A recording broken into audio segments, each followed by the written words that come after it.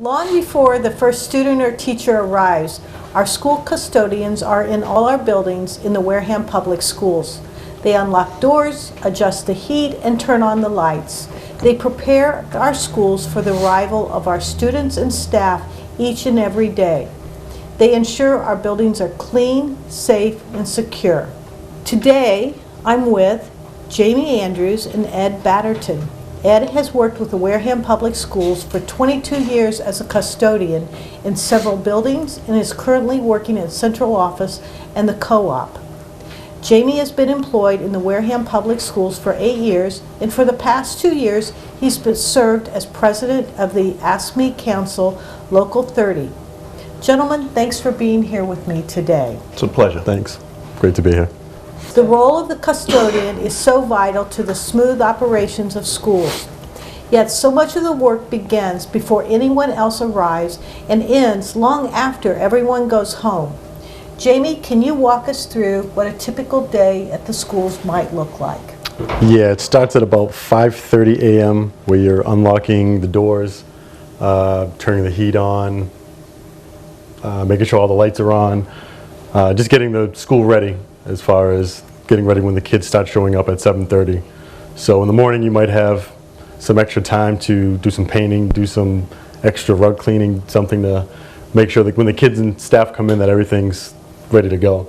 And then throughout the day you have lunches, you're running where a kid throws up or there's some blood here or something there or a clogged toilet. So your day's pretty much running around doing this and that. Then you got lunch duties, and then your afternoon crew comes in where you're talking about what's going on at night, and then you're getting ready where you have to set up a function or pull out bleachers for a basketball game. So it's a non-stop for everybody from about 5:30 a.m. to about 10 o'clock at night. So there's really not a typical day. Never a typical day. Right. And it's really changed over the 20-odd years that I've been in the system. When I started, it was almost a, say, 7 o'clock in the morning till 3:30 in the afternoon job, as far as people in the building. We've become the social and focal point of the whole town. Now there's before school programs, after school programs, night programs, meetings. So the custodians are doing their job, helping people out and working around them constantly. So the day is a long day. Yeah. Last winter was pretty rough on everyone, but I also know it was so rough on the custodians with all the snow. Ed, could you tell us a little bit about the winter and what all your duties are? It gets pretty intense when you assume that the school will open on the day that, say, we have a snowstorm the night before. When we get called in at, say, 5 o'clock in the morning, which people don't seem to realize that if you're going to bed getting home at 10 o'clock at night, you don't exactly shut the lights off and go to sleep at 5 past 10 or 10:30 or whatever it is. So you might get 4 hours sleep, the phone rings, now you're going in and you've got to go flat out for 2 hours or 2.5 hours.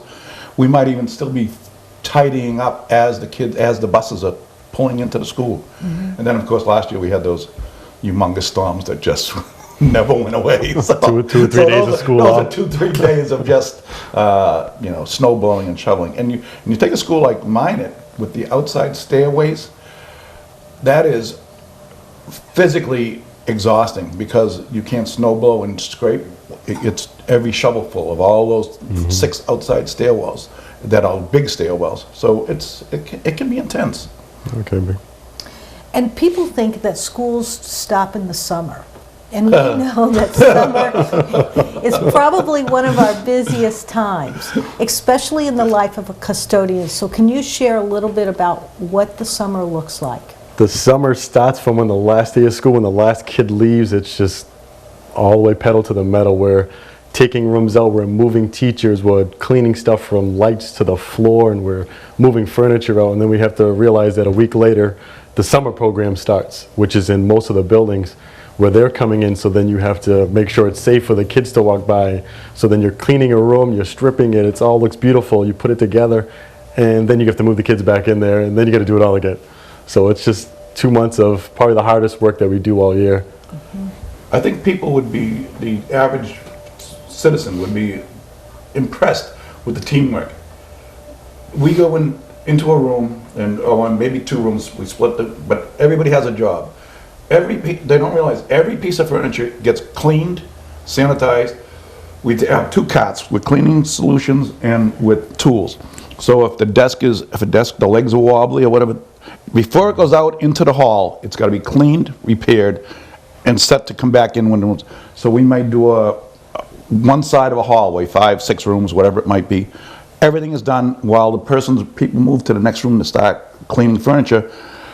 1 or 2 people will be in the room spackling walls, fixing shades, fixing stuff, to have everything. The lights have to be all squared away so that everything is ready, that once we start stripping that side of the corridor to do the floors, everything is ready to go, so that when the floors are dry, that stuff can go back in, so we start the process on the other side of the hallway. It's really good teamwork, and it's fun teamwork, because everybody knows their job, and we get to have a few laughs while we're doing it. Somebody always makes a mistake somewhere, so. Well, I know at the end of the summer when we walk the buildings, the floors are glistening. We have new paint up in many of our rooms, and it just speaks to how hard everybody works. But I also know you have a lot of fun. So over the years that you've been working, do you have a few stories that you could just share with us about your adventure in the Wareham Public Schools? Well, I don't know if they're always fun, but when I first started years ago, I was at Minor Forest, and it's late in the evening, and it was nice weather. Not sure if it was spring or fall. We could hear footsteps running across the roof of the main building, and we were like, "What the heck?" We looked up, didn't see anybody, so we called the police. So we saw the police car pull into the parking lot. Didn't bother, kept going doing our work. A little bit of time later, the officer comes to the front door. I don't know him. I open the door and he says, "Hi Ed, how you doing?" And I says, "Do I know you?" And he goes, "No," he says, "but," he says, "the young guys that were up on the roof," he says, "broke into your car," he says, "and they managed to have your wallet, and they were looking through it up on the cupola, up on top of the roof." He says, "So I think I got all your IDs in here." And thank you very much. So that shows the cooperation between the school department and the police department. Yeah. So- I mean, we didn't have any cool stuff like that. We've in the snowstorms, we've taken one of our female employees that works with us at the middle school, and she's all bundled up as far as like, she's in the jacket, she's got layers on layers, and then we saw her snowbank, we pushed her in. So she's trying to get out, but she looks like the little brother in the Christmas Story, where she can't get out. So we leave her there for a few minutes, we come back, she's still shimmying around. It's like a turtle that can't flip over. Yeah.